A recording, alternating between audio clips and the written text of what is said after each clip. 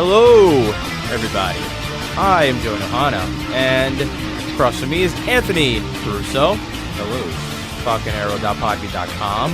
If you would like to listen to all of our older stuff for absolutely free, at no cost to you people, I'm telling you right now, it's awesome. You should probably listen to that. Why are you yelling at them? Because it's an audio. We're recording audio. We're not doing videos. At some point, I would like to record videos, but we don't have any sort of equipment for that. Just my iPhone. But FalconArrow.podbean.com. Listen to all of our older stuff. You could like our page on Facebook. Our page on Facebook, facebook.com/FalconArrowCast, and of course our YouTube channel. I cannot say the YouTube channel URL because it's preposterous and it's too long. We don't have a legit one. We have a very newbie one, but eventually we'll get one. But we're back. I mean, it's been a while. Everyone's busy now. We're busy back, now. And some would say better than ever. No, we don't have a lawsuit like A Day to Remember did. But we're here. I was actually going for Eric Bischoff. But... Oh, I'm sorry. I was totally going the Day to Remember route with that. We do a wrestling podcast, man. Come on. This week, do we really think A Day to Remember is a good band? No, not at all. So we're here to talk about New Japan a couple days late, but you know what? It has to be done. Well, I mean, it's not so bad. I mean, technically, for anyone who doesn't have New Japan World, they haven't seen Night 2 yet, so. That is true. Night 2 is happening tonight. Yeah. Yes. Yeah, Friday. Wow, that is true. As it is after midnight now, right? Yeah. It is officially Friday, July 7th at 12:46 Eastern Standard Time. But, yeah, tonight is the Night 2, but I'm assuming that everyone has seen. I mean, Jesus, if you have not seen this on New Japan World or know someone who's seen this on New Japan World. There are a lot of people out there that are like, ooh, Kenny Omega, because they've seen 3 matches and are excited for this, but have no idea what New Japan World is and have no idea how to get it or haven't signed up for it, even though they know that the product is good. And they're like, for some reason, I don't want to spend the money on it. How can you not want to spend 9.99 yen on New Japan World? It's cheaper than the WWE Network. It is cheaper than WWE Network, and I will have everybody out there listening to me, okay, within earshot of my voice, know that it is leaps and bounds better than WWE. At this very moment, anything that New Japan does is gold compared to WWE. The product, the week by week going forward product is better than WWE. The massive amount of content on WWE Network is probably a better deal. But oh, totally. Can't get enough of those ride-alongs, and don't you like watch ride-along? I do. I love those. Exclusively? I fucking love Table of 3, or Table for 3. I love that shit. But no, New Japan World is mostly 4-hour events. If you like wrestling, pro wrestling, yes. We're not talking amateur here. Yeah, no freestyle. No, hell no. But yeah, so we're here to talk about. We got Night 1 and Night 2 of the G1 special, and we're a couple of days late on it, but you know what? It's still worth talking about because it was a phenomenal night. Night 2 was leaps and bounds better than Night 1 by every stretch of the imagination. I mean, the only thing I can remember from Night 1 really was Kenny Omega and Elgin. Lethal and Page had a meh match. Let's see. Everything else was just pretty much tags and audio problems, and tons of issues. Night 2 was way better. This is New Japan's first venture out of Japan, and if you hear the news or are in the know, they are planning to come. This is funny. They had no location. They just said the big announcement was, we're coming back for 2018. That's it. Oh, they don't even have... They came out in the middle of the show, stopped the show, and said, hey, guys, good work. We'll be back next year. Yeah, well, I mean, they can go out and show... Because I'm sure they sold out both nights. I'm sure that they can go out and show that they sold both nights. Whatever growth in the network or in the New Japan World they have, I'm sure that they can take that. I'm sure that they can acquire a building. They have 12 months to acquire a building. Yeah. But it was just funny how they had this big announcement to stop the show for, and it was like, we'll be back. Yeah. It's like, okay. Yeah. Where, how, and what time? I'm sure that there is probably talks that we're not privy to that I'm sure that Long Beach Convention Center said that maybe if this goes well, maybe we can do this next year. And plus, having the help of Ring of Honor can probably help them get a good venue. Well, they are talking about getting a post over here in the States, presumably in Los Angeles. That's where the dojo is. Yeah. So and bring in the dojo again. No, the dojo is out of commission. It's been closed down for a while. They're talking about bringing it back. No, they're talking about bringing it back because of Succession and the positivity that's been going on here in the States for New Japan Pro Wrestling. So they are trying to make their way over to the States. I don't know about a tour. If they go on a tour, that'd be the best. I think that's something they'll eventually work their way up to. If you do a tour, you don't need to hit all the all the little areas in between. You hit L.A. Yeah, no, you can hit L.A., New York, Chicago, Toronto. Exactly. You hit Toronto, you hit Chicago, all the you major hit New markets. York. Maybe Philly, maybe Boston. No, not maybe Philly. You hit Philly hard, because Philly's where Philly is the mecca of wrestling, okay?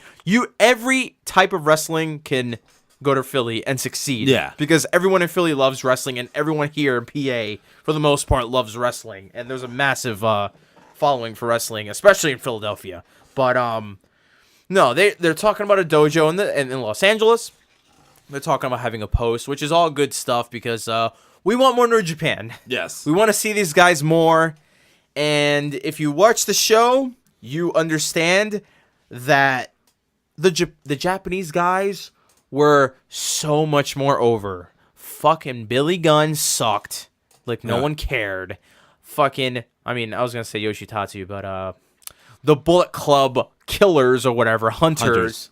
Aren't very much over because their goal is to hunt a stable who is very much over. Yeah. And doesn't the fact make any sense that they're never used on New Japan shows outside of and the fact that they haven't hunted the Bullet Club in quite a while. This was way more relevant 3 years ago when AJ Styles broke. It's the same as wearing a shirt that says "I kill deer," and you don't really kill deer ever. You don't even care. You don't even grab a rifle. Okay. It's like those people that wear camouflage hats and shit. They've never been in a tree in their life. Yeah. Okay. But that's the thing. When we have and I told this to Anthony when we were watching this, why not just have Japanese guys going against? We don't need Americans going up against Japanese guys. No one gives a fuck. Did anyone care about Billy Gunn? No. No one wanted to see this match. Nobody cared. Yeah, I mean that was probably a little more wishful thinking on their part to getting Billy Gunn. But I don't understand why Billy Gunn in 2017 was a relevant choice for Hiroshi fucking Tanahashi. Yeah, that was probably a little. That was a poor choice. Yeah. You could have put Dick Togo out there to wrestle him. But I'm not gonna go as far as to say that you don't need Americans versus Japanese wrestlers because they very much needed that when they had Omega and Ishii and they had Cody and Okada. Absolutely. You definitely need a guy. You need the prime talent. Is Billy Gunn prime talent? Oh no, I agree with you with Billy Gunn, not. but I'm not agreeing with your assertion that you don't need Japanese wrestlers. Well, no, it's not even that. It's the fact that they thought they said to themselves in the office, shit, we're going to need a good American guy to go up against Tanahashi for the IC title. And he didn't once earn that shot, by the way. He was just born in America. Yeah. That was his his rightful passage to the IC title. He was born in America. He had a loose affiliation with them, and he once was a name. He once was cool at being a part of a stable with Triple H back in 1999, so that qualifies him for an Intercontinental title shot. And Billy Gunn he almost got gay married on TV too. Yeah, he almost got gay married on television on SmackDown. I guess that qualifies you. So you heard that, everybody? If you once almost got gay married and you said suck it in the 90s, you're totally so Tanahashi versus Chuck Palumbo in Long Beach 2018. Absolutely book it right now. But Chuck Palumbo's still alive, right? Chuck Palumbo? Let me look it up. I'm pretty sure he still is. I mean, it wouldn't be a total blow if he wasn't, because a lot of guys have been dropping like flies. Yeah. No, he's alive. Cool. All right. Totally alive, and totally 46 years old. But yeah, so New Japan Pro Wrestling live in the Long Beach Entertainment Convention Center, the EEC, and so this is night one, everybody. We have Yujiro Takahashi Bad luck, Fale. Lots of tag matches, by the way, just to get guys in on the card. This is New Japan, how they run every show. Yeah, so absolutely. This isn't even if you know how they run, this isn't even a surprise. This is nothing new. So we had Takahashi, Fale, the Young Bucks, and Marty Scurll to start the night. So the Young Bucks, first thing out of the gate, they couldn't wait. They couldn't hold them back. They needed to throw them out there. Yeah. Start the show hot. The newly signed Hot Topic guys, and good for them because it's good to see a big-time deal going down in the indies.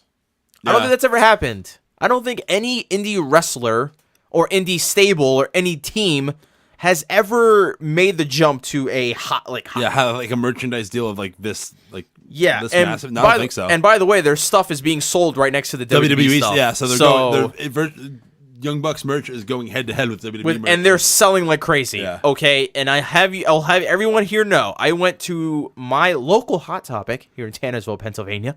Hey man, don't give out the good location to crazy stalkers. Sorry, don't want to geotag us. Yeah. And it was gone. The frame to show that it was there. I'm not entirely sure if it was completely sold out or they're just letting us know that it's on its way. But soon enough, they will all be in the stores, and soon enough, you can get all of your cool Bullet Club shirts. You mean the shirt I've owned for the last 3 years? The Young Bucks one's pretty fucking sweet. I will admit that. That's a pretty sweet shirt. Other than that, I only really want the cleaner one, but he has a lot better shirts than that one. But anything that's related to the Bullet Club logo is going to be in the stores, which is pretty sweet. So we have the Bullet Club versus RPG Vice, Will Ospreay, and the Briscoes. So Chaos plus the unofficial Chaos members known as the Briscoes. The only thing I have written down here is that Rocky Romero pinned Matt Jackson and win it for the Chaos Briscoe team. And everyone did cool shit and did sweet stuff, which is what happened. Yeah. Everyone got their shit in. I'm sure you can tell if a lot of these matches, the course, yeah. You're trying to showcase to the American audience, everybody's got to get their shit in. No one was lazy, let's just put it that way. Everyone got their shit in. Big tag match, but, Will did some stuff. The Briscoes did some chicken dances. You know how this stuff goes. Not much to get into here. We had LIJ versus Dragon Lee, Volador, Teton. I'm sorry, I was going to say Titan. And Liger. So we had LIJ versus the team known as CMLL plus some guy named Jushin Thunder Liger. And I believe LIJ won after swinging chairs at Teton with a chair around his neck. They guillotined his neck with a chair, swung a couple chairs at it, and fucked them all up. And Takahashi hit the time bomb for the victory. I don't believe this is the one with all of them in it because Naito was wrestling later on. This was night one, so it was just pretty much Takahashi and the three other guys. Yeah. And it was what it was, everybody. Dragon Lee and Takahashi got in each other's faces, and I will continue to say this. I fear for both of these men. They beat the shit out of each other every single time they meet each other. Okay? There's not a single time that they meet up that they don't almost kill each other. But yeah, LIJ won with some debauchery. Or is that the right use of the word debauchery? No, not at all. Yeah. All right. It was they won with used for more like sexual pleasures. They won. You mean shenanigans, skullduggery, tomfoolery, chicanery. They won with some chicanery. Let's put it that way. So now we have the big draw here, the U.S. Heavyweight Title Tournament. This was, I believe, an 8-man pool. Yes. 2 nights. So only really had to worry about three rounds here. Hangman Page versus Jay Lethal. And why the fuck Hangman Page is in this tournament is beyond me. Because, boy, Hangman Page is just a guy. I feel bad for him because he's an in-ring talented guy. And he looks good. And he's got a good look. He's just, as a character, he's just got nothing going on. If you lined He's just got a noose. That's it. Represents his character, man. Yeah. If you had, and I keep saying this and I will stick to it, you line up David Finlay, Chase Owens, and Hangman Page, I will go as far as to say that Chase Owens is like Squirtle. Fucking Finley's like War Turtle. And of course, Page is Blastoise. They're the same person, but evolved a little bit. Yeah. Okay? Finley's a little cooler, a tad bit cooler than Chase dumpy ass Owens. That's pretty much all he's got. But they're literally the same guy. You throw them out there in a stable, and no one will know who the fuck is who. Yeah, they're all talented guys. decent looks, at least for Page and I guess Owens, but nothing worth noting. Really, yeah. Like literally at all. And I will always Does Chase remember. Owens even have his own Bullet Club shirt yet? Yes, I think he does. Oh, really? I believe he does. Is there a Chase Club? Maybe. 1.5% cash back on all purchases. It's the actual Chase Bank logo. I do believe, okay, that the Hangman Page totally jumped the shark for me when we were at the live Philly show for Ring of Honor not that long ago. And I think it was in the ring with Cody, and Cody did some cool shit to somebody. I totally forgot who it was. And then Paige did some lame ass guillotine like catapult into the ropes, and a dude in the crowd yells, "Good one, Adam!" And he looks at this guy like, "Fuck off!" Like I know I'm lame as shit, but hey, man, I get to hang out with Tokyo Latina and the Bullet Club. Yeah. So that's that. No, I don't even know if they let him in. Like he's probably him and Chase are just carrying their jock straps. Yeah, like they're guarding the door. Yeah, that's it. When they go out to drink with fucking Foley, he makes them pay for everything. I was about to say they pick up the tab all the time. So we have Lethal and Page. Lethal walks in with a bruised left rib or left ribs due to the Beer City Bruiser getting them all banged up at the Ring of Honor pay-per-view not that long ago. Best in the world, I believe, which I still have to see. Page did a shooting star in the apron just to get a shoulder block off, which is just unnecessary as hell. He always does this, but usually it's supposed to be like a senton. Yeah. Supposed to look super sweet, but instead he just kind of got a shoulder block, and it's like, why? Why put your fucking head on the line for a shoulder block? Page worked the ribs, because why not? Obviously, he's giving you a target. Eventually, Lethal fought back after a cutter out of nowhere. And then to finish the matchup, or to try to finish the matchup, Lethal completely, and I mean just completely, I don't know whose fault this was, but they fucked up a lethal injection, and it was just choppy as hell. I mean, that move, there's a lot of moving parts to that move, so I mean... It was, boy, did it look wonky as fuck. Yeah. And then he hit him with another one to make sure that he killed him and got the pinfall and won the match. So that was that. Jay Lethal advanced. For as much as it happens in that move, I'm surprised Jay Lethal, that move, or not Jay Lethal, but that move doesn't get fucked up more often. Well, you could tell that him and Page don't have too much chemistry. Let's just put it that way. So we had Juice Robinson versus Zack Sabre Jr. The Juice Robinson contingent in Long Beach was extremely audible on this night. Yeah. Every time Robinson would... Juice is awesome, man. I like Juice a lot. Every time he would take a jab at Sabre, the crowd would yell, "Juice!" Sabre put him in a straight arm lock, then kept working the left elbow the rest of the way. Robinson is a southpaw, so this really hindered his ability to use his left hand. That's awesome. So am I. So really fucked up his arsenal. Every time Robinson tried to get back into it, Sabre just attacked the elbow, which is, by the way, a lot of guys attack the knee. This guy attacked his fucking elbow. Yeah. Okay? Not too much you see that out of a guy. One point, Robinson, he had him in an armbar, and Juice Robinson deadlifted him, and slammed him on the mat, and the fucking crowd went ape shit for this spot. Juice Robinson fighting out of an armbar, or I think it was a double wrist lock, whatever it was, and then slamming him. The crowd loved it. Yeah. Everyone would got behind Juice Robinson, and it is just amazing to see Juice Robinson just getting super fucking over right now. I mean, he is beloved at the moment. I think he's got a lot of talent. It was not utilized very well in not at NXT. all. This guy went from a NXT pushover and his last match being with Kevin Owens to being a pretty good gaijin over in New Japan Pro Wrestling. I really hope he shows up for Bolo this year. I think he'd be a great fit in PWG. Hey man, he definitely recreated himself. Let's put it that way. Oh yeah. Sabre gets him in an octopus hold to torture him some more. Locks in both arms, okay? This looked extremely ridiculously painful. And this gave Juice Robinson absolutely no way to get to the ropes. This was brilliant as all hell. And it stopped him from moving at all. And Juice Robinson had to forfeit, submit via mouth. Yes. So an actual submission. Tapping out isn't a submission. He had to tell the ref, "I fucking give up. I can't move." By the way, that move looked legit. It looked like that shit hurt. It looked painful, and this was a very good setup, a very good ending, and Juice, by God, he sold it like a champ. So Zack Sabre advances here in this tournament. We have Yoshitatsu, Billy Gunn, Sho Tanaka, Yohei Komatsu versus Tanahashi Kushida, Jay White, and David Navarro. Is that what you wrote in your notes? Yes.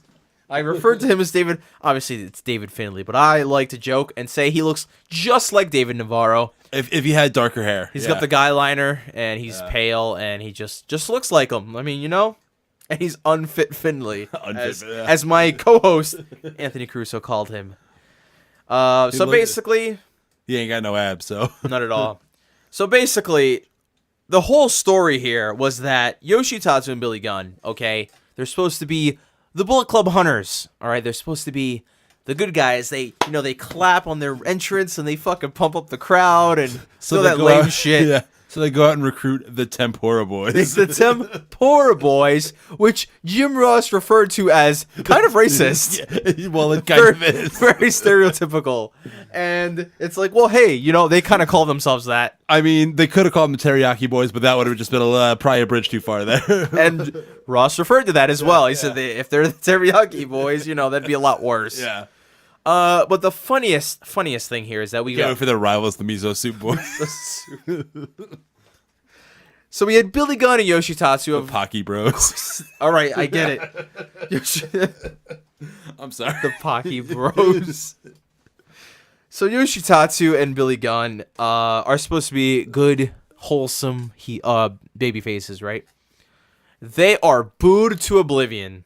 Yeah. Because everyone in that fucking convention center knows that Billy Gunn's going up against Hiroshi Tanahashi tomorrow night for a IWGP Intercontinental title match, which he literally did not earn whatsoever. Yeah. He was just a guy who was American. Yeah. And Yoshitatsu's on board with that, so fuck him, right? Let's boo his ass. And these guys are largely irrelevant. Like, the last thing that these guys were known for was Yoshitatsu getting his neck broken and then having that shitty commentary stint. Awful. And the last thing Billy Gunn is known for is getting booted from the WWE for failing a steroids test as a trainer and being on Tough Enough 2 years ago. And showing his ass multiple times in the Attitude Era. But I meant in recent history. Oh, well, I'm sorry. I thought that was what he was known for. Yeah, well, yeah. But it was just amazing. It was quite amazing that this crowd, and then even Billy Gunn was in the ring like, what the fuck is going on here? And he's just laughing because he's like, they fucking hate us. Yeah. Like, what are we going to do here? And by default, by association, the fucking Tempura Boys were booed too. Because fuck them. Yeah. They're on their team. Fuck them. They don't deserve any cheers. Largely irrelevant guys.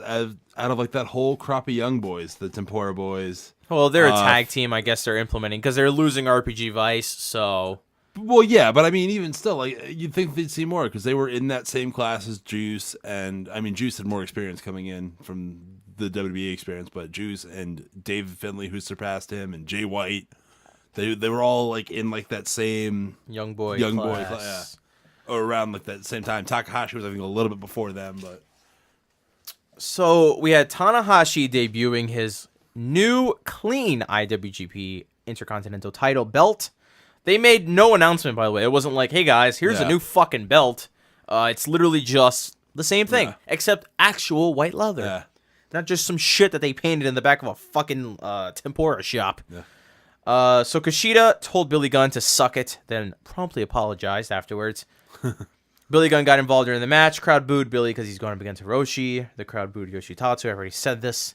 The big interaction in this match was between Billy Gunn and Tanahashi. And holy fuck, did they look wonky together. The interaction that these two men had was just not there. They did not sync up together. And if you can't sync up with Hiroshi Tanahashi, there might be an issue. Yeah. And not saying that Billy Gunn he's an awful wrestler or he needs to learn the ropes again. It's just they don't wrestle each other. Yeah. Billy Gunn doesn't wrestle fucking Hiroshi Tanahashi on a regular basis. Yeah. So it is what it is. And some guys just don't have that chemistry. Yeah. Don't have chemistry. Tatsu gets pinned by Jay White to give Team Tanahashi the victory. And Tanahashi and Billy Gunn kind of looked at each other and the crowd's like, we don't care. because we want Tanahashi to win. And if Billy Gunn wins, if Billy Gunn would have won that fucking match, everyone in Long Beach would have rioted, and there might have been murders, multiple murders on that night. I would not doubt it. I don't think there was ever a doubt in anyone's mind that Tanahashi wasn't winning that match. No, but it's just the fact that he's in the same fucking ring as Hiroshi Tanahashi. The ace of New Japan Pro Wrestling. So we have the Guerrillas of Destiny versus War Machine for the IWGP Tag Team titles. War Machine say they want a no disqualification match before it started because of the finish of the Osaka match was super dirty, and they wanted to, they wanted to make it a little dirty. Luckily for them, there's never been a DQ in New Japan history. No one cares. Red Shoes and Marty Asami are always out to lunch when these matches are going down. Yeah. And they've never called a DQ in their entire life. They just kind of get guys in the ring by kind of negotiating. So the fact that they had to say this was hilarious, but they beat each other up with a trash can in the early going. Tangaroa didn't sell much during this match, while Tama Tonga got murdered and sold it very well. This match was extremely slow in the beginning. I mean, it picked up so much more towards the end. Yeah. When that table got involved. But in the early going, it was just like a bunch of guys just kind of half-ass hitting each other with a trash can. Everyday business. The match was extremely slow until Chase Owens comes out to interfere. I had no idea it was Chase because I didn't get a look at his fucking ass, so I couldn't tell who it was. I like how it's that's his defining feature. Dumpy ass Owens. He's just got a fucking dumpy ass. I have a problem with Chase Owens. Who the fuck, under the age of 53, wears a t-shirt and jeans with the shirt tucked in? I didn't know that my dad. What a fucking nerd. You want to know what happened? Chase goes in there. Or anybody's dad. It's a typical dad look. Chase walks into the locker room, and of course he has to change on the outside. He can't change in the Bullet Club locker room. He's got to change in the hallway because he's fucking Chase Owens. And he goes in there, just with a shirt and some jeans. And then Haku's like, watch this rib, everyone. Hey, faggot, tuck your shirt in. You got to look like me, bro. I'm fucking Haku. I'm a fucking legend. If you don't tuck your shirt in and look like me, you're a fucking asshole. And he's like, gotta listen to him. Yeah. So he tucks it in, and Tama Tonga and Tangaroa and even Takahashi is just like, fucking asshole. And he's just walking around like a fucking dad with his dungarees and a shirt tucked in. Dungarees. Because when they came out on night 2, Haku and Chase Owens literally had the same getup. They had the same gimmick. Jeans and a tucked in shirt. Only one's a dad, the other one's not a fucking dad. He's just got a big ass. Well, he might be a dad. I don't know if he's a father. Chase Owens? Yeah. Who could possibly be impregnated by Chase fucking Owens? Who would want that shit? Who wants a pale, dumpy ass kid? It's not that bad looking of a dude. The only way that guy he's not a fucking neckbeard like us recording a podcast. I don't have fucking beard hairs on my neck. If the only way the neckbeard is just an expression. Fuck off. The only way that Chase Owens could ever be over in my book is if he somehow, in this galaxy or the next, gets, the Tokyo Latina knocked up. Then he will be a complete champ in my book, okay? He will be PWI's #1 wrestler in the world. Until that happens, no. Fuck off. Okay? He was an NWA champion, but still, he's got a dumpy ass. So Owens brought in a table. GOD tried to use it, but Hansen interfered. Ro was hitting Roa, and to stop their little momentum going on there, and to end the match, they won with the fallout on the table. So, like I said, once the table got brought in, the action picked up significantly, and War Machine wins it with a fallout on a table. They broke Roa in half on this table. By the way, they lined that up very perfect. It looked very good. Yeah. They set it up very well, and it didn't look stupid or off or anything like that. They did perfect. And they won this match. So War Machine, new champions, and they get their belts fucking back. That's awesome. War Machine is really good. War Machine. War Machine. They're amazing. Yeah. And Hanson I wasn't is really big, into them when they first got together, but they've really grown on me. Hanson is a big fucker, and he hangs with the Young Bucks. Okay, Yeah. That guy could do practically anything, and it is phenomenal. I think the best spot during this match that I glossed over it was when Raymond Rowe was just kneeing the shit out of Tangaroa. Okay. It wasn't he not selling. He was selling the shit out of this, and I got kind of mad. I was like, "You fucker! Like, why are you like?" But that's kind of Tangaroa's gimmick is that he just loves to brush shit off, and he's a tough guy. He's big football player. You know what I'm saying? So he's a tough son of a bitch. So Raymond Rose he knees him in the fucking face, and I think he gave him a forearm strike or some shit like that or a headbutt, and he's just not selling it. Yeah. Hits him with another knee. And he's like, haha, fuck you, didn't, and he just collapses. Falls over, yeah. That was the best spot in this match. Because I was pissed at Tangaroa for not selling shit, but it had there was ending. a purpose to it. There was a punchline. There was an end to this. There was an end goal here. Yes.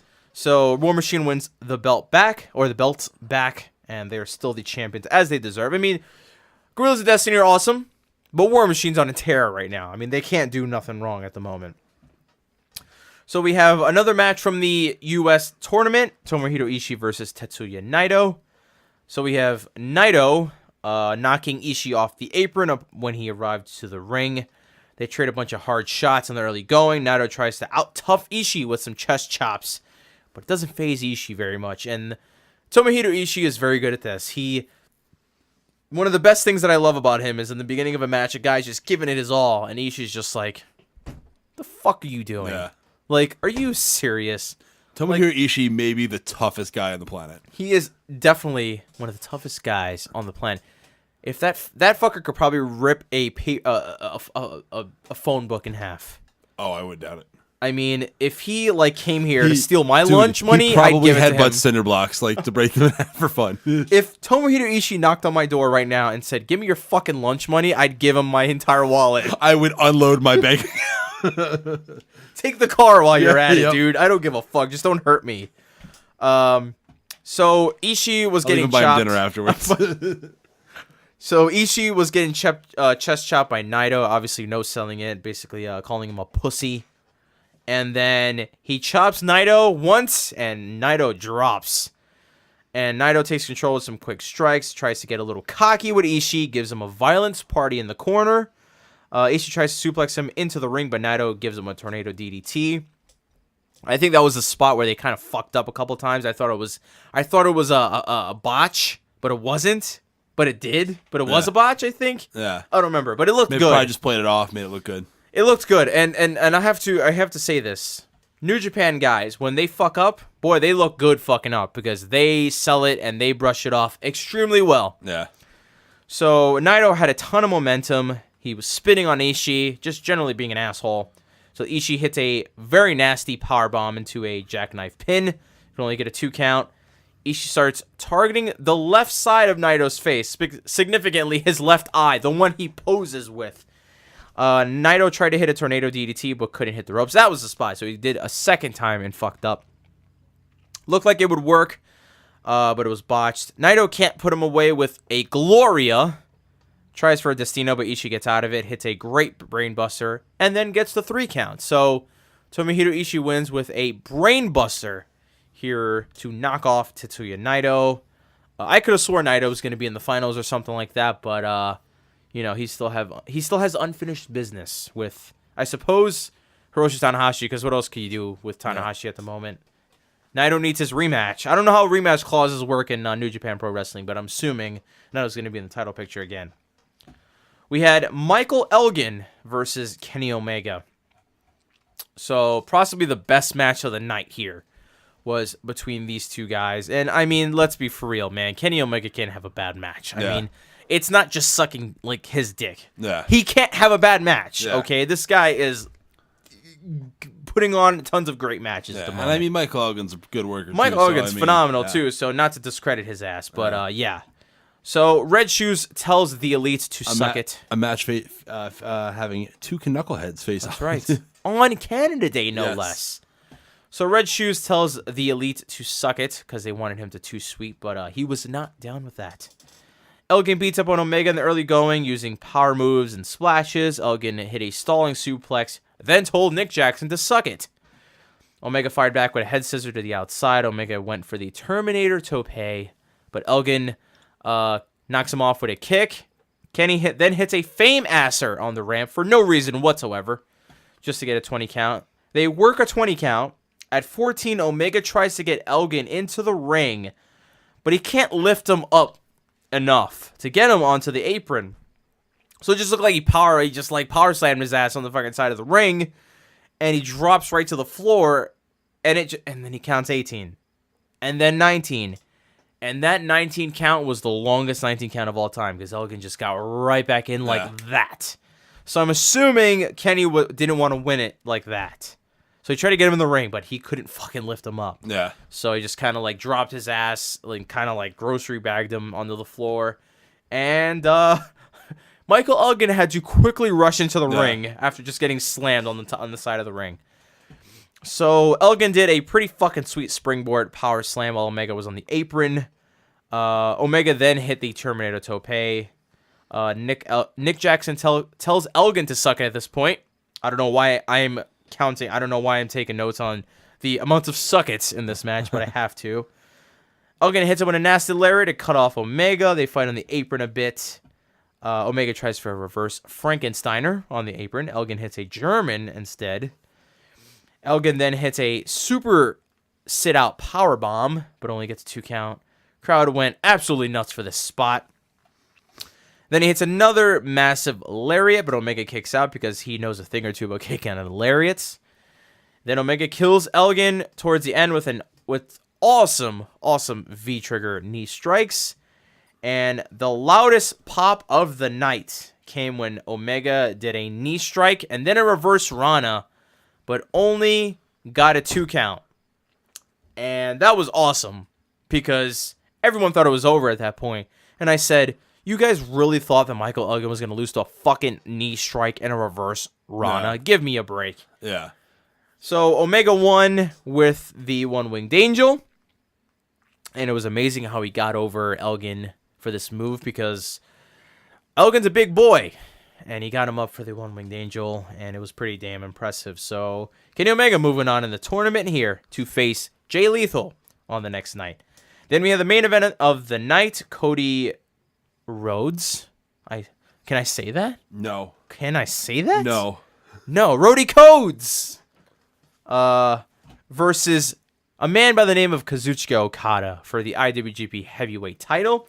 This was set up at Dominion when Cody got all up in his face and he spilled some beer and Gato said "fuck" really loud. So Cody came out with Brandy Rhodes. And Jim Ross said, and I quote, Cody, poor bastard doesn't have a last name. Who's that, Brandy? Oh, she doesn't have a last name either. Oh, shit. No one's got last names. Poor sons of bitches. For saying, and I quote, you didn't actually quote what he said. No, not at all. But it was in the ballpark of what he said. Yeah. But he did say, poor bastard doesn't have a last name. So, that was pretty goddamn hilarious. So, basically, Cody wasted just a bunch of time in the beginning, went over to kiss his wife a bunch, tried to escape to the crowd, but Okada sentons him into the crowd. Cody did a reverse suplex. Here's Gato trying to motivate Okada and try to chase his ass off. By the way, I like Gato being in the corner of Okada, because it's like, he's his manager, but he doesn't really get involved. He's just there. As a manager, he doesn't really do anything. So when another manager tries to scare him off, he fucking dips. He doesn't give a shit. He's like, "Hey man, I'm just an advocate. You know, he's not a motivator. He's a motivator. Yeah. He is not there to cause havoc or cause chaos. But he's in a fucking stable called Chaos. You know, for guys called Chaos, they don't do much chaos now, do they? They get their ass kicked a lot. Well, and Okada wins the belt when they've been out healed by 3 other stables. At that point, it should just be Law and Order. At that point, orderly conduct. Orderly conduct. They need to change that. They need to update that stable name because there's not much chaos going on. So Okada suplexed Cody on the floor. Then he had a Rainmaker pose, but Cody immediately locks him into a calf cutter. But Okada gets to the ropes. Cody then shows disrespect. Okada responds by stomping the shit out of him. And I mean stomping a fucking mud hole. A Japanese mud hole in his ass. And then Omega came out with the Bucks ready and willing to throw the white towel in. Because this is obviously a callback to the Dominion match where Cody was trying to throw the towel in to take away Kenny's opportunity to win the belt. So now it is Kenny's turn to be a complete asshole.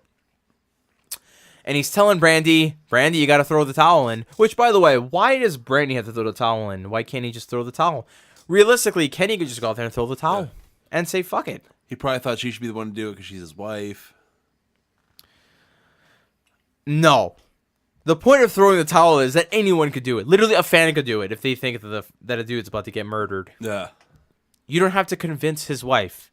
But I guess, storyline and whatnot. But obviously, Brandy's not going to do it. This was when Cody was getting clotheslined a bunch by Okada. And the Bucks and Kenny are on the outside arguing with Brandy Rhodes. Then Cody hits a Rainmaker clothesline, gets a very, very close 2 count. At this point during the match, I can recall saying, holy shit, Cody is going to win this fucking match. The wrestling world would have imploded at the thought of Cody fucking Rhodes defeating Okada for the belt and Kenny Omega. I don't think it would have imploded. It would have been a real game changer. It would have been a stunner, but I don't know if it would have imploded. I think it would have exploded. I think the world would have gone. I think tweets would have been sent. DMs would have been sent to Cody Rhodes' inbox saying, "You motherfucker and die and KYS." Okay? Because I'm sure he gets "you motherfucker die and KYS." DMs. And where's your last name? Yeah. All these things that Cody must respond to. So, towards the end of the match, he needs something to help him differentiate himself from the other Codys out there. Yeah, right. So, which is not that much, by the way. There's not that many Codys out there. I'm sure there's enough to. That was a joke. Yeah. He stands up, grabs a towel that Kenny came in with, and wipes his own ass with it. Throws it right back at him. So, of course, the Bullet Club dissension has begun. Okada hits a crossroads. Dominion. But this is where it really began. Because at Dominion, it was like, it felt like Cody was trying to do him a kind of justice and say, look, the guy's out there dying. Let's kind of throw him the towel. But I guess Kenny didn't like that. So, but now this is obviously causing dissension on this night. Okada hit a crossroads, but it could only get a 2 count, so both men exchanged finishers. Cody looked right at Kenny and attempts the one-winged angel, but Okada gets out of it, then hits a spinning tombstone and a Rainmaker clothesline to put Cody away, and Okada retains. So, second half of this match was amazing. First half, completely forgettable. It was just basically Cody being an asshole, walking around and kissing his wife, making sure. We all know that his wife's super hot. Yeah, getting the heat. Getting the fucking heat, but Cody needs to understand that this is a New Japan crowd, and we don't give a fuck about heat. We want to see wrestling. That's not true.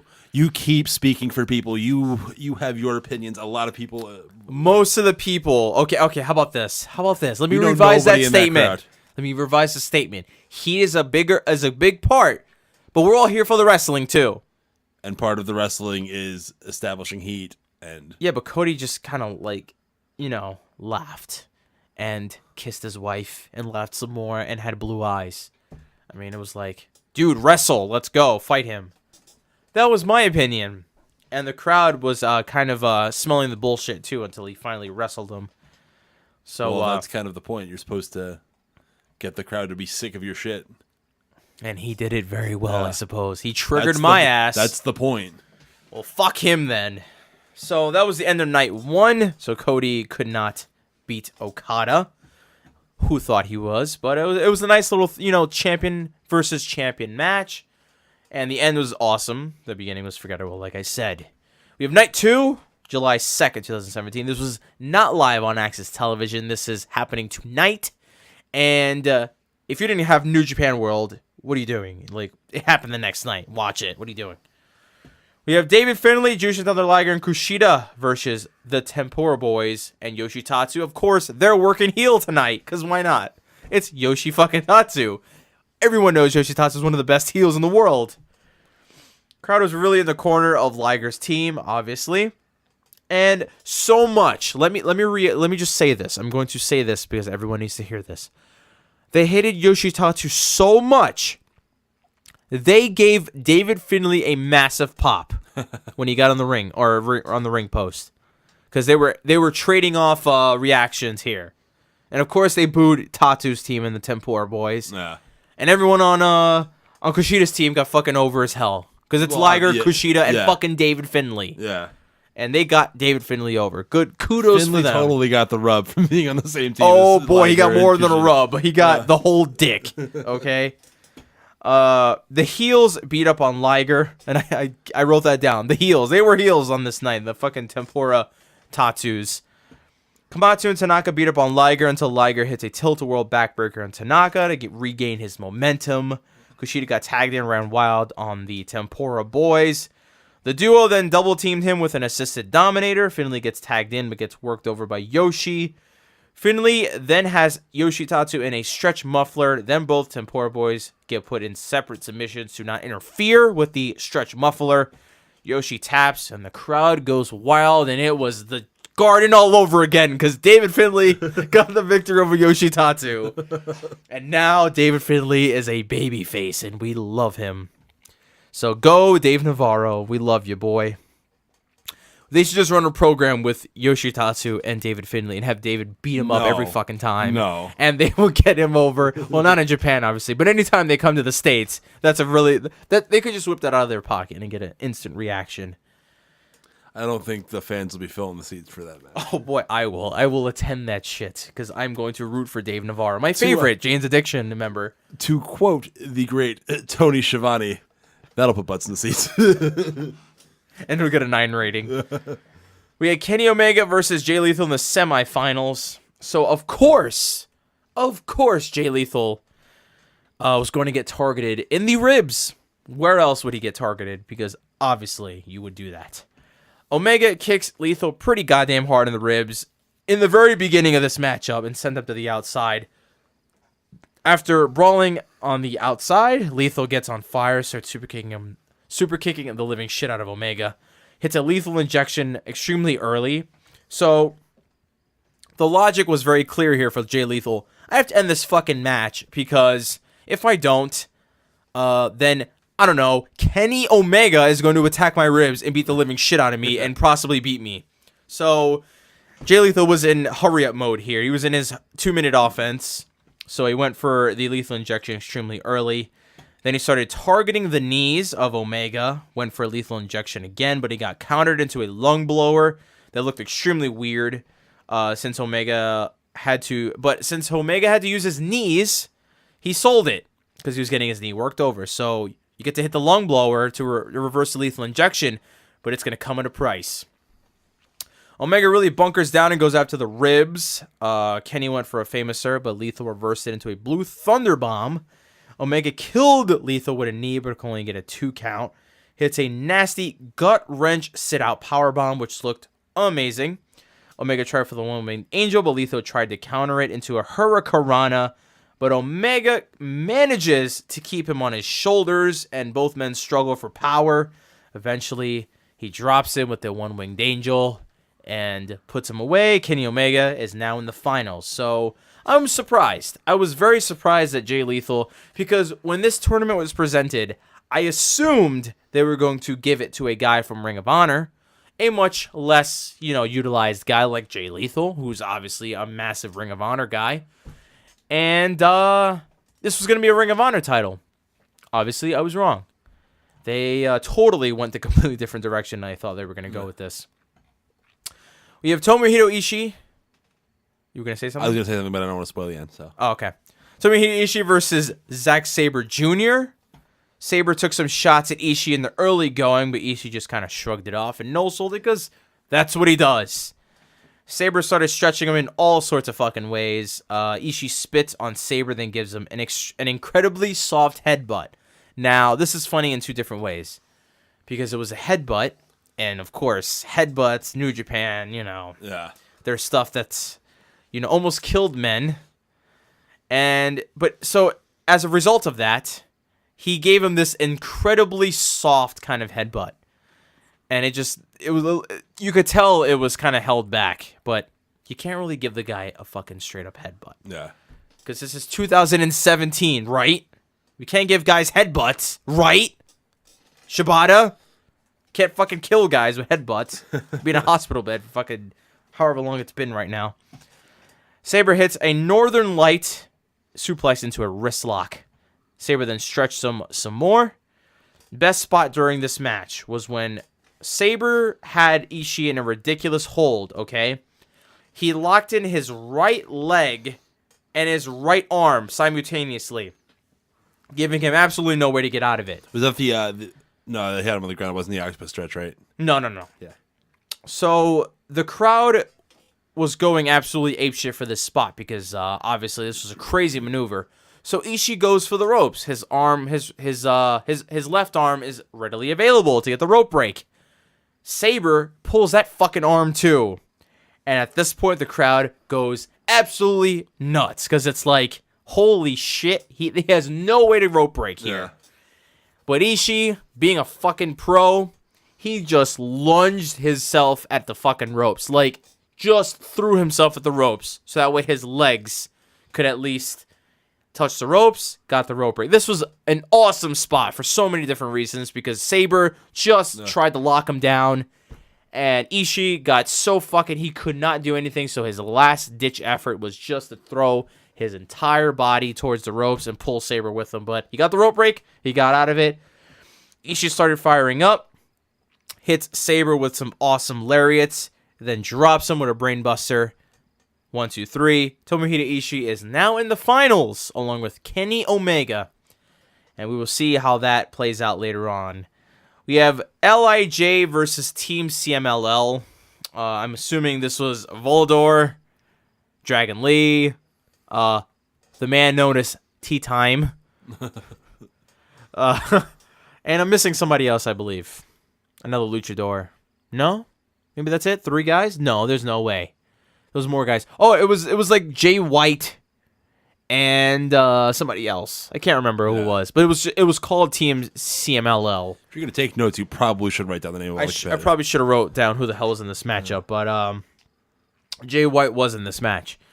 We have the entire team of LIJ. Yeah, I think the other guy was some fucking CML exclusive guy that I hadn't seen before. Was it?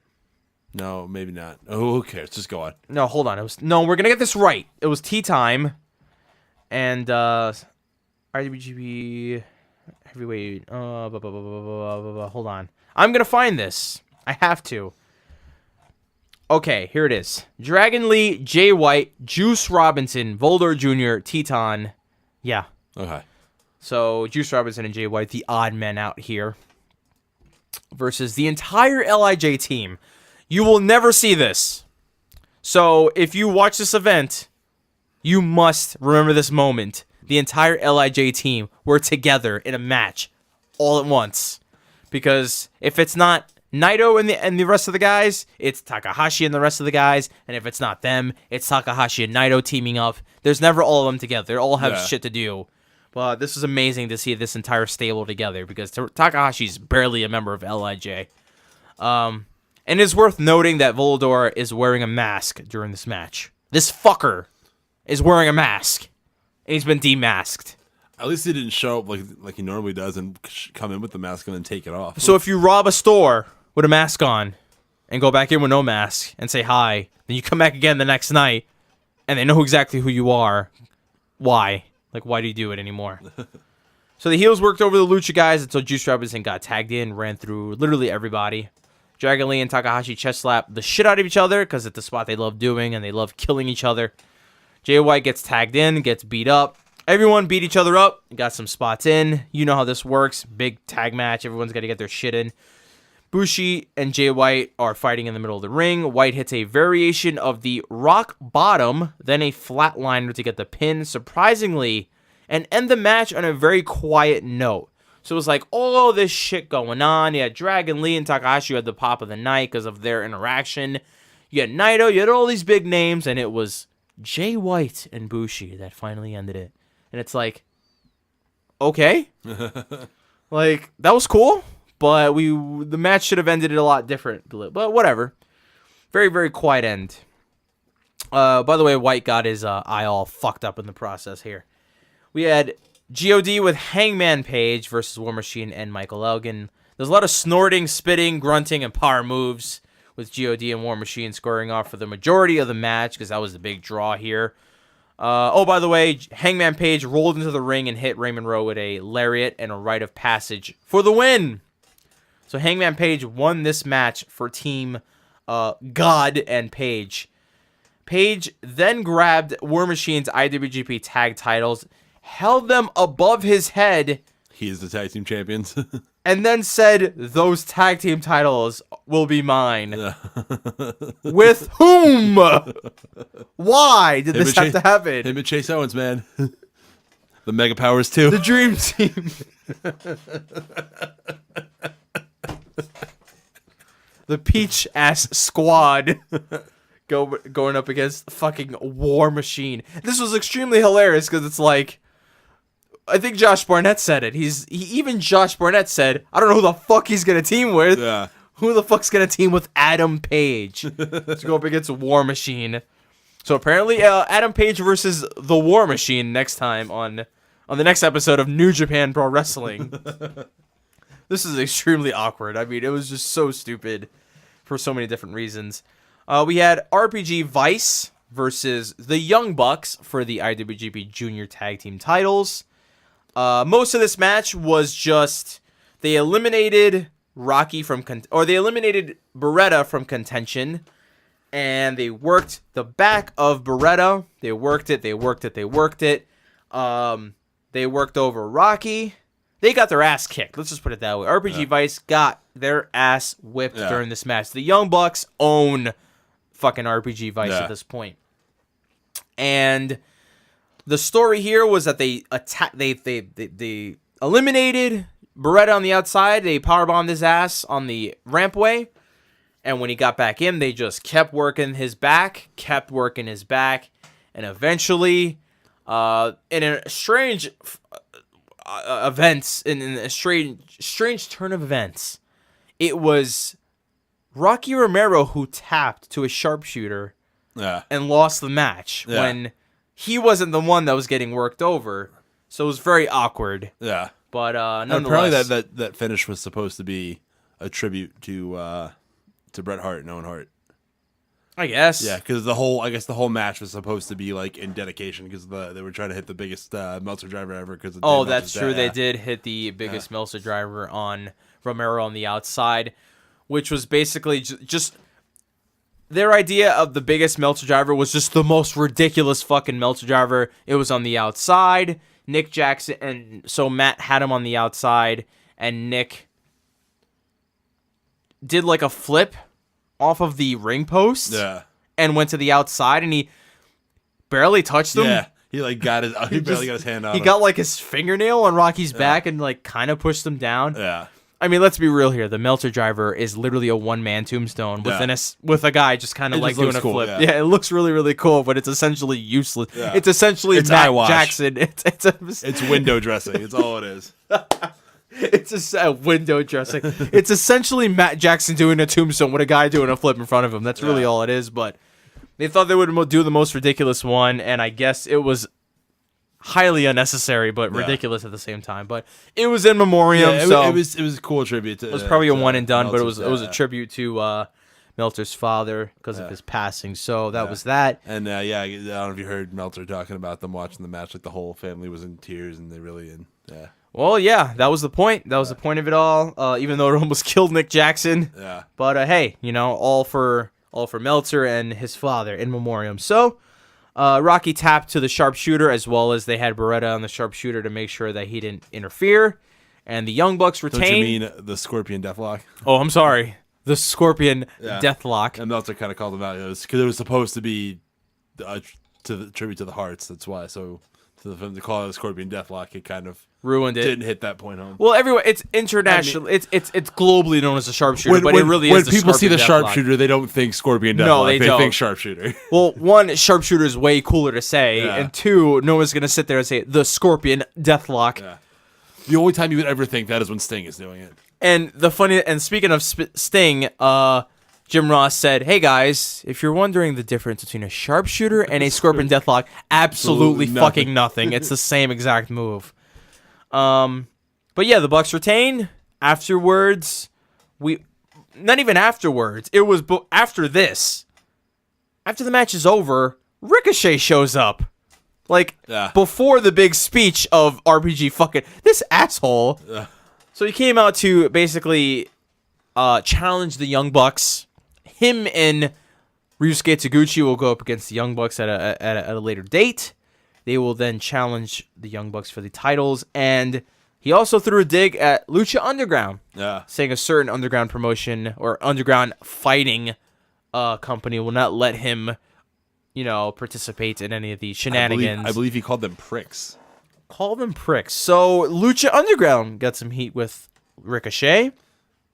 Because I do believe the reason he cannot appear he can't sign any contract, he can't do anything really is because of the Lucha Underground contract. Yeah, I think he has to wait until after Ultima Lucha airs. Yeah. So and on top of all the other silly things that Lucha Underground and AAA are doing, like the whole Rey Fenix and Pentagon Jr. name debacle. I just heard that they stripped Taya for no reason of the women's title in AAA and didn't tell her. Really? Yeah, I don't know the full story on that, but wow, there seems to be a lot of just shenanigans going on in the AAA Lucha Underground world. The Lucha world is in chaos at the moment. Yeah. Fuck that. Who cares about Lucha? Who the fuck cares? Seriously, fuck them, and fuck them for having to keep Ricochet off of our fucking American televisions. Yeah. So he came out and basically said The Rock is his boy and did a bunch of weird shit for a guy going out there to basically challenge the Young Bucks. He was being very awkward. Said he really enjoyed spending time with his hot girlfriend and cut a promo on Lucha Underground. This was very much Trevor Mann on the mic. This was not Ricochet at all. Yeah. This was just some dude who came out in fucking Nikes and really tight pants. Total fucking Mark boy, just fucking doing the rock. With a Rock snapback. Yeah. A Dwayne Johnson snapback. Very different Ricochet here. That fucking Tope con Hilo wearing the glasses that didn't fall off. That was awesome. What a pro. This is spot of the night. The only guy in the world possibly that could do a double springboard drop kick to both Young Bucks while keeping his fucking glasses on and his snapback on and in Nikes, okay? What a talent, okay? What a talent this man is, just for that simple fact. So, next up we have Chaos versus the Bullet Club. You skipped the whole... Oh, yeah, I'm sorry. Yeah, that's right. I was too excited about getting dropkicked in Nikes. So, the big breakup here was that Rocky... and this is cool because I like the way New Japan does stuff. They don't do the typical guy has to attack other guy to break up a tag team. Rocky just said, "Hey man, we've done it all. We've accomplished all. We've won the tag belts. And I told you that if we did not win this match tonight and regain the tag team titles, that you are free to go to the heavyweight division because there's nothing left for us to do. Really, they've done it all. Yeah. They won the tag league. They've won the tag belts. And Trent's not a small guy. Yeah. He's a rather large fellow. And he gave him the blessing to move up to the heavyweight division. So we're going to see how Beretta does. I like Beretta, and he's good, but RPG Vice was awesome. Yeah. And we're going to miss them big time. I wonder what that means for Rocky. Another tag. I secretly hope that Alex Kozlov comes out of retirement, but I doubt that that's going to happen. The Forever Hooligans make their return to New Japan Pro Wrestling. I wonder if it's going to be Chuck Taylor. Who becomes Rocky's partner. That would be amazing. Yeah. That would be pretty damn amazing. Yeah. But here's the thing. Chuck's not a small fellow either. Chuck's him and Beretta are large fellows. Chuck is tall. He's not a large fellow. He's just a tall guy. He's a tall, big guy. Hey man, he's also really lanky. He's not. Hey man, he's got a large hog. So that's that. It's good for him. Good for him. So we've seen RPG Vice team up for the final time, and it's kind of sad. But it was it was pretty sad to watch because Rocky was. You could tell that he was actually feeling this. He was not like saying this to cut a promo. Yeah. This was actually meaningful to him. This breakup. But we'll see what Beretta does in the heavyweight division. Hopefully, him and Suzuki have that big, long-awaited rivalry that they've been the battle for the Gotch style. Yes. Maybe, baby. I mean, maybe that's the thing. It's coming. He's got some problems with Suzuki. Trent Beretta, your future never openweight champion. That's right. Beretta. He does not have a first name. Right, yeah. He does not. Dudes without last names, dudes without first names. Weird. So you have Chaos versus the Bullet Club, and I do mean literally everyone in Chaos versus literally everyone in the Bullet Club except for Kenny Omega. Cody shakes hands and hugs everyone to gain their affection. So that way when they go to the polls for the leader of the Bullet Club later on, they vote for him. Match was just literally mostly comedy spots with guys tagging in and out. Yeah, that went on for a while. It went on for forever. Easy payday, I suppose. They all at one point they were tagging in, and then they wanted to see who the crowd reacted to more, who was in the ring. They started gyrating. They had to gyrate off. They wanted Fale to gyrate. He was not down with that shit. I am super upset that we didn't see a gyrating Fale. God, you know when I finally die, I'm gonna tell my kids, God, I wish I saw Fale gyrate that night at the G1 special. We needed a sleazy Fale Chan. Sleazy Fale. Joey Ryan and Fale need to team up immediately. Yes. So a day after taking a rare pinfall loss, Cody got back to his winning ways, pinning Ospreay after a Crossroads. Jim Ross and Josh Barnett made sure to play up the ongoing "Who's the leader of the Bullet Club" storyline that developed during last night's main event. So this is going to be the thing going on for the Bullet Club at the moment. And of course, during this match, Cody was really trying to suck ass on everybody else in the Bullet Club. So that's that. Now we have the match of the decade, the once-in-a-lifetime match. Billy Gunn versus Hiroshi Tanahashi. You thought John Cena and The Rock was a draw? Oh boy, you haven't seen a fucking draw like this. Call up Meltzer. Here comes a 7-star match. This match was very slow, okay? Now, people have their opinions. I've heard everyone in the Wrestle Talk world. Some guys liked it.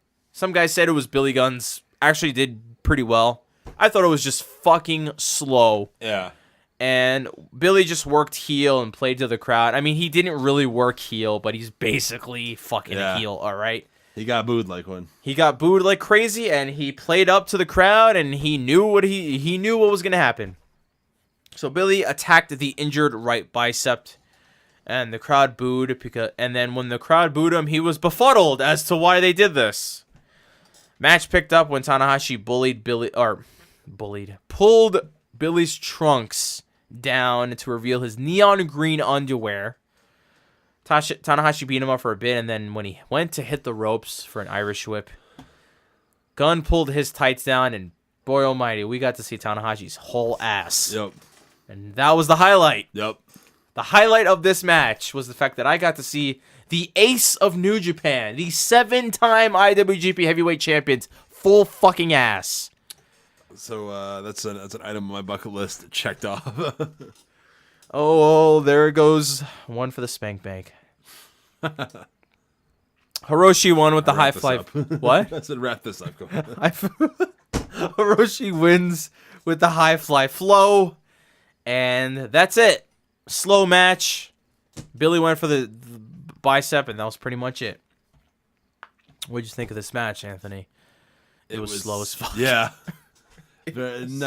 Besides the butt stuff, pretty uninteresting. Besides the butt stuff. From a guy who made a living out of showing his ass. This was really that was the high spot. We had the finals of the IWGP, the first ever United States Heavyweight Champion tournament. Tomohiro Ishii versus Kenny Omega. And I do believe, I don't know if it was this match or a previous match, that either Josh Barnett or Jim Ross quoted saying, "This is their first IWGP US, their first time in a tournament for the IWGP US heavyweight title."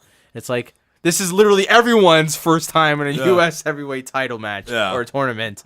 That was pretty dumb. So Ishii had Omega in a headlock to start it off. They go back and forth. Ishii then challenges Omega to kick him as hard as he can.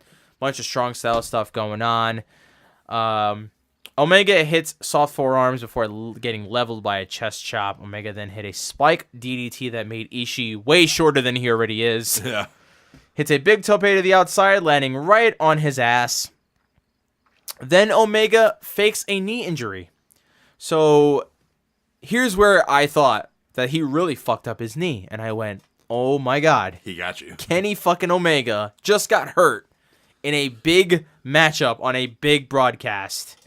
And there goes America's expansion. But, haha, we were fooled. We were bamboozled. Yeah. The Bucks set up a table on the outside.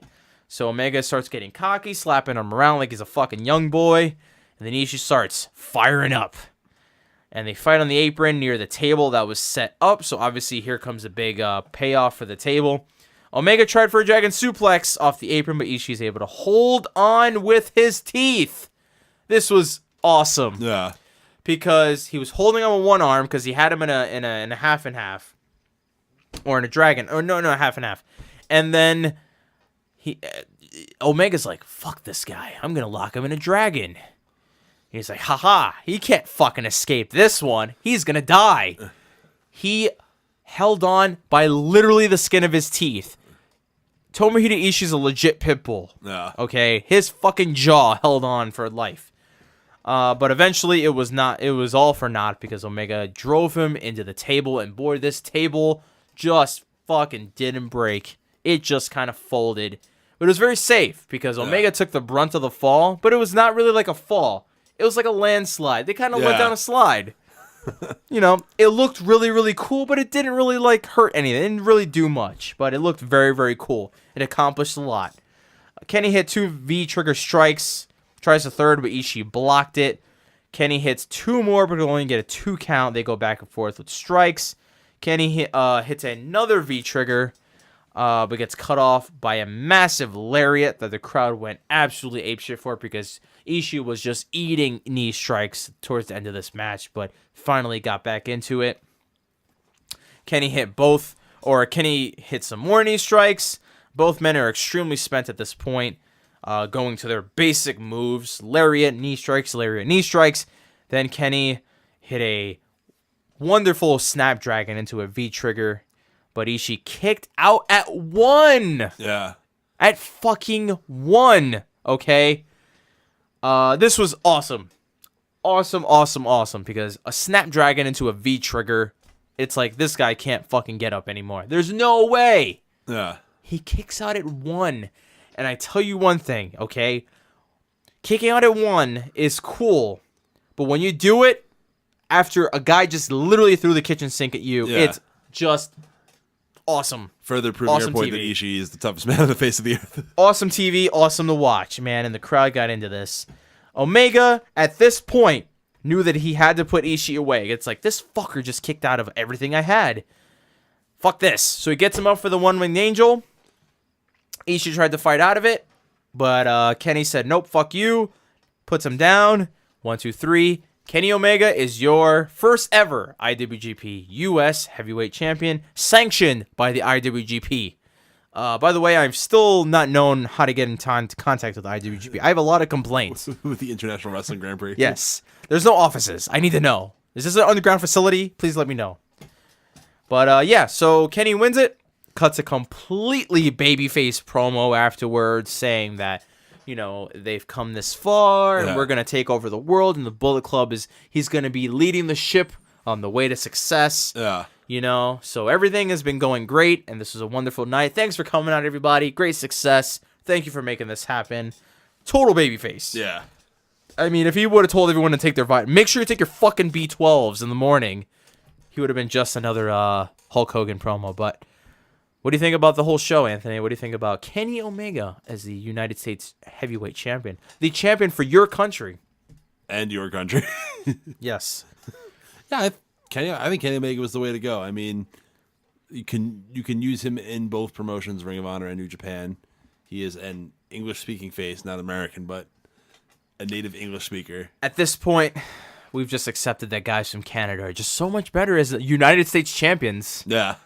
Because, God, we got 2 of them now. So, Kenny, I'm guessing the Kenny and Cody thing is on the ice for now. I don't know what's going to happen with that. They made up and they hugged it out. Yeah, but after Cody teased him turning on him and then handed him the belt and hugged him, this isn't over. And I feel like... We all thought, anybody watching this, thought that they were going to turn on Kenny Omega on this night. I thought so. I don't know about you, but a lot of people thought that was going to go down. No, this is a long con I here. could have swore this was the perfect setup. Kenny just it's like a crowning moment. They're gonna keep teasing it. It's a long con here. They're gonna keep teasing till the moment's right. Maybe isn't Okada and Omega supposed to be the last match Yes, for that final match on the final date of the G1 Climax. Don't be surprised if Cody costs him that match.